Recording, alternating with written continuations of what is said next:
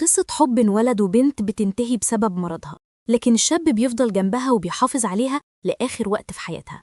انتوا مع محمد شمس وده فيلم من الآخر، وما تنسوش الاشتراك واللايك المتين. دارين شاب مراهق وباين عليه إنه رياضي وكمان بيحب الجري، وهو بيسمع أغاني الراب، وبسبب إنه بيقف في الطريق يرقص على الأغنية بيكون متأخر، واللي بيلاحظ ده أبوه اللي كان مراقب الوقت وبيعاقبه بإنه لازم ياخد لفة كمان، والمرة دي لازم يحسن الوقت اللي كان عامله قبل كده. ولما بيروح المدرسة بيقابل أصحابه كيران وسام وبيعرفوا دارين إنهم لازم يحضروا الحفلة دي النهاردة بالليل علشان فيها مغني راب جون اللي دارين بيحبه. ولما بيرجع دارين على البيت بيشوف أبوه درجاته، مع إنه جايب درجات عالية بيبان إنه مش مهتم وكأنه شيء عادي، وبيطلب منه دارين إنه يحضر الحفلة بالليل مع أصدقائه، فبيوافق أبوه بس علشان مراته ضغطت عليه إنه يروح. وبالليل ما بيكونش في مكان ليهم جوه الحفلة من كتر الزحمة، لكن دارين يقرر يدخل مع أصحابه من الباب الخلفي، وبيلاحظ دارين إن الباب مقفول بس في بنت قدامه داخلة من الباب العلوي، وبيطلب منها إنها تدخلهم أهل الحفلة، لكنها بتطلب منه $150 علشان تساعده هو وأصحابه في الدخول. بس قبل ما يديها الفلوس بيظهر شخص وراه من الأمن واللي بيعرفهم إنهم لازم يمشوا من هنا، بس دارين بيقوله إن البنت اللي فوق دي هي اللي هتدخلنا للحفلة، لكن البنت بتكون زيهم متسللة للحفلة من غير ما يكون معاها تذكرة، وبيكون دارين معجب بشجاعتها دي، وبيظهر حارس تاني من فوق بيطاردها لكنها بتهرب منهم وبتحدف واحد منهم بحجر علشان تقدر تهرب منهم. ولما بيسألها دارين على اسمها بتقوله إيزابيل، وبيدور على اسمها على السوشيال ميديا بس مش بيلاقيها. والصبح بيروح علشان يجري كالعادة بس بيشوفها وهي واقفة بتبيع في محل آيس كريم، وبيوصلوا بعد كده أصحابه وبيدخل معاهم دارين وبيطلب منها آيس كريم ليهم، وبيطلب منها إنه عايز يخرج معاها بس هي مش بتوافق، فبيحط لها دارين تبس في الصندوق، وبسبب اللي عمله ده بتكون محرجة منه إيزابيل لأنها لازم تغني مع باقي أفراد المحل حسب قواعد باقي الآيس كريم. وبسبب إن إيزابيل بتتضايق بيقرر حركة التبس علشان إيزابيل توافق تخرج معاه، بس برضه بترفض، وبيضطر ساعتها دارين يغني لها، وساعتها بتوافق تخرج معاه وتقول له يجي عند المحل الساعة 10 مساء علشان ده ميعاد خروجها. وبالليل بيحاول يعرف منها اسم مدرستها، لكنها بتعرفه إنها بنت مكافحة وعايشة لوحدها ومش بتروح المدرسة، بس وهما ماشيين بتتعب إيزابيل، ولما بيقرب منها دارين بتبعده عنها. وبعد كده بيقابلهم واحدة اسمها فيل وهي جارة إيزابيل، وبيسلم عليها دارين، وبيسأل دارين بعد كده إيزابيل إن هي دي أمها، لكنها بتعرفه إن أمها سابتها وهي صغيرة بحجة إنها كانت حامل فيها وهي صغيرة، وإن أبوها اللي رباها مات وهي صغيرة.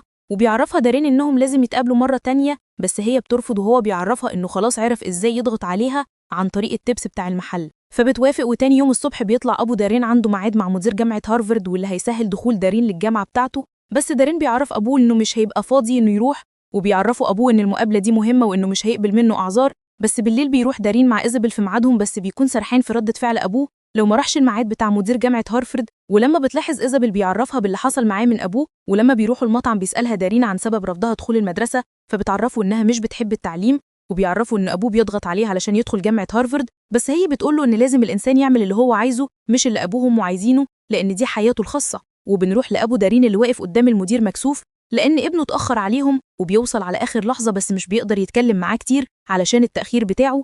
والحفلة بتخلص وأبوه بيكون غضبان منه، وبيبتدي دارين يشوف إيزابيل كل يوم وبيحاول يوقعها في حبه، بس إيزابيل بتحاول تحطه في دايرة الأصدقاء. وفي يوم بيشوفهم أبوه اللي بيكون غضبان علشان شكل إيزابيل اللي بيدل إنها بنت مش جامعية، ولما بيروح دارين على البيت بيقابلوا أبوه بيعرفوا إنه شافوا مع بنت شكلها غريب، بس بيعرفوا إنهم أصدقاء، بس أبوه بيعرفوا إن البنت دي شكلها هي اللي ملخبطة حاله الأيام دي وإنه لازم يشوف دراسته وده الأحسن ليه. وتاني يوم بيسأل دارين إيزابيل عن أمها، لكنها بتعرفه إنها رمتها للملجأ وهي صغيرة بحجة إنها كانت حامل فيها وهي صغيرة، وإن فيل هي اللي خدتها وربتها. ولما بتطلع معاها للبيت بتطلع مجمعة صور شواطئ كتير، وبتعرفوا إنها نفسها في يوم تروح كل الشواطئ دي مع الشخص اللي قلبها هيختاره، ووقتها بيعرفها دارين إنه هو الشخص ده وإنه بيحبها. ولما بيقربوا من بعض بتزقوا إيزابيل وبتعرفوا إن اللي بيحصل ده غلط وإن مكانه الحقيقي مش هنا. ولما بيكون دارين فاكر إن في حد تاني هي بتحبه بتعرفوا إن الموضوع مش كده، وبتشيل الباروكة من على راسها وبتعرفوا إنها مريضة بالسرطان وإن مفيش باقي من عمرها أيام كتير علشان تديهوله. ولما بيعرفها دارين إن أكيد في علاج بتعرفوا إن مفيش وإنه لازم يمشي، وبتطلع له بره. وتاني يوم الصبح بيدخل عليه أبوه وهو واقف قدام لوحة الشرف بتاعته اللي فيها كل إنجازاته، وهو فخور بيه وبيعرفه إنه أكيد هيطلع الأول على الجامعة بتاعته. لكن دارين وقتها بيكون بيفكر في إيزابيل وإزاي هيقدر يساعدها، وبتجيله فكرة إنه لازم يساعدها وبيسيب أبوه ويمشي. وقتها بيروح لغاية بيت إيزابيل وبوردو بيعرفها إنه خلاص حط الخطة علشان يكمل معاها ويكون سر سعادتها، فبتوافق بس إنه يبطل يقول لها كلمة بحبك، وبيقرر مع أصدقائه إنه يعيش السنة اللي جاية علشان يسعد إيزابيل في آخر أيامها. وبيعمل لها كل يوم مفاجأة علشان يسعدها، وبيكون معاها دايما في جلسات العلاج بالكيماوي، وبيوصلها كمان لبيتها. وبتعرفه في يوم دارين على صديق ليها اسمه رون اللي عنده استوديو لتسجيل الأغاني، وتعرض عليه إنه يسجل أغنية راب بصوته، لكنه بيكون مهزوز وصوته مش طالع. بس إيزابيل بتخليه يثق في نفسه أكتر بسبب كلامها التحفيزي ده، ويقدر يغني لأول مرة بأداء مبهر حتى لصاحب الاستوديو.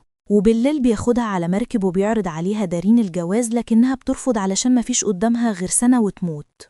وبيحزن بسبب كلامها، بس تاني يوم بيروح لدارين جواب من جامعة هارفارد واللي بتعرفه إنه اترفض منهم. وبيشيل الهم أكتر، بس بيفتكر أهدافه مع إيزابيل، وبتعدي الأيام ودارين بيفضل مع إيزابيل في وقت العلاج وبعده في بيتها، وبيعرفها إنها بكرة لازم تلبس كويس علشان هتروح تقابل أبوه وأمه. وتاني يوم بيفتح الباب أبو دارين اللي بيكون متفاجئ بشكل فيل الغريب اللي مع إيزابيل على باب بيتهم، لكن دارين بيستقبلهم وبيدخلهم وبيعرف أبوه إنهم أصدقائه. وعلى السفرة بيسأل أبو دارين عن مدرسة إيزابيل وإيه الجامعة اللي ناوية تدخلها، لكن دارين بينقذ الموقف ويعرف أبوه إن إيزابيل درست من البيت في الثانوية، وبيعرفها أبوه بعد كده إن هي فاشلة علشان ما قدرتش تروح المدرسة وتواجه الحياة، وإن بسبب فشلها ده ابنه هيضيع ومش هيدخل الجامعة. بس وقتها إيزابيل بتعرفه إن ده حلمك، وإن أصلا ما يعرفش دارين بيحلم بإيه. ووقتها بيقول دارين لأبوه عن جواب الرفض بتاع الجامعة، وبيغضب جدا وبيطلب من فيل وإيزابيل إنهم يمشوا من بيته. وتاني يوم بيروح مع أبوه للجامعة علشان يعيدوا المقابلة، بس أول ما دارين يقعد مع مدير الجامعة بيسأله هو نفسه يعمل إيه في حياته بعد الثانوية، فبيشكروا دارين وبيعرفوا إنه مش عايز يدخل الجامعة خلاص بسبب جملته دي، وإنه نفسه يبقى مغني راب. وبيمشي وهو مبسوط، وفي البيت بيغضب منه أبوه جدا بسبب تصرفاته، وبيعرفوا دارين إن مش دي حياته، وبيكسر بعدها لوحة الإنجازات بتاعته. بس وقتها والده بيمنعه وبيحاول يضربه، بس أمه وقتها بتدخل وتمنعه عن ابنها. وبيخرج دارين من بيته وبيروح لبيت إيزابيل، وبيعرفها إنه حاول يبعد عنها ويكمل في حياته لكنه مش عارف، وإنه عايز يكمل معاها، وبتنزله بعدها وبيرجعوا لبعض. وبياخدها تاني يوم على الملاهي وبيقضوا اليوم وهم مبسوطين، وبتديله إيزابيل أنفود كحيوان أليف يربيه علشان يفتكرها بيه لما تموت، بس بيكون دارين خايف منه وشايف إنه مكرف. وبالليل بتاخد إيزابيل دارين لحفلة جو مغني الراب المشهور، وبتعرفه إن دي فرصته، إنه لازم يديله الأغنية بتاعته علشان يسمعها، وإنه بعدها أكيد هيساعده. وفعلا إيزابيل بتبعد الحارس عن جون في الكواليس بتاعة الحفلة، وبيقابلوا دارين وبيعرفوا إنه معجب بالأنفود بتاعه، وبيتصوروا مع بعض وبيتعرف عليه جو. بس بيرجع الحارس فما بيعرفش يديله دارين الأغنية اللي سجلها بصوته، وإيزابيل بتعرف إنه مدلوش الأغنية وإنها لسه معاه، بس دارين بيجدب عليها وبيعرفها إن جو خد منه الأغنية وأكيد هيسمعها. وتاني يوم بياخدها على بيت أمها، وبيكون فاكرها أول ما تشوفها هتكون مبسوطة جدا، لكنها بتكون غضبانة منه جدا. بس بيقنعها دارين إنها لازم تروح تكلم أمها وإنها أكيد وحشتها، وبتسمع كلامه. ولما بتنزل لها من العربية بتتفاجئ أمها بيها، وبتحاول تمشيها من قدام بيتها قبل ما حد يشوفها من جيرانها أو أختها، وبتمشي فعلا وهي حزينة. وبالليل بيعرفها دارين إنه ما كانش يعرف إن دي هتكون ردة فعل أمها، فبتعرفه وقتها إيزابيل إنه كداب زي ما كدب عليها برضه، وعرفها إن جو خد منه الأغنية بس هي لسه معاه. وبتحاول تنط من العربية بس الباب بيكون مقفول، وبتحرك الدركسيون بعدها وبتطلع العربية من على الطريق، بس بيكونوا الاتنين بخير. وبتخرج إيزابيل من العربية وهي حزينة لكنها بتقع، وبيطلب لها الإسعاف اللي بتيجي تاخدها على البيت، وبيعرفها الدكتورة بتاعتها